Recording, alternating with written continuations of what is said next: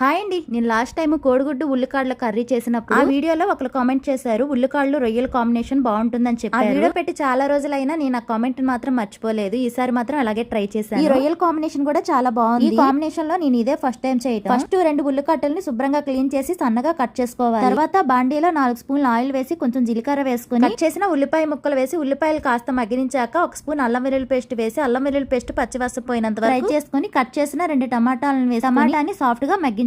అందుకనే శుభ్రంగా క్లీన్ చేసి పెట్టిన 100 గ్రాముల వరకు ఎండు రొయ్యలు వేసుకొని స్పూన్ పసుపు వేసి ఒకసారి కలుపుకొని మూత పెట్టి రొయ్యలు కొద్దిసేపు ఫ్రై చేసుకోవాలి. తర్వాత కట్ చేసిన ఉల్లికాడలను వేసి అంతా బాగా కలుపుకొని సరిపడా సాల్ట్ కూడా వేసి మూత పెట్టి ఒక 5 నిమిషాల వరకు మంచిగా ఫ్రై చేసుకోవాలి. ఉల్లికాడల నుంచి వాటర్ అంతా రిలీజ్ అయిపోయాక టేస్ట్ కి సరిపడా కారం వేసుకొని గరం మసాలా వేసి మరి కొద్దిసేపు ఫ్రై చేసుకొని ఒక గ్లాస్ వాటర్ వేసి ఒకసారి కలుపుకొని మూత పెట్టి ఒక 10 నిమిషాల వరకు మగ్గించాలి. చివర్లో పచ్చిమిర్చి కొత్తిమీర వేసుకొని కూర దగ్గర పడినంత వరకు బాగా ఫ్రై చేసుకోవాలి. ఈ కాంబినేషన్ అంటే ఎంతమందికి ఇష్టమో కామెంట్ చేయండి ప్లీజ్. ఈ వీడియో నచ్చితే లైక్ చేయండి.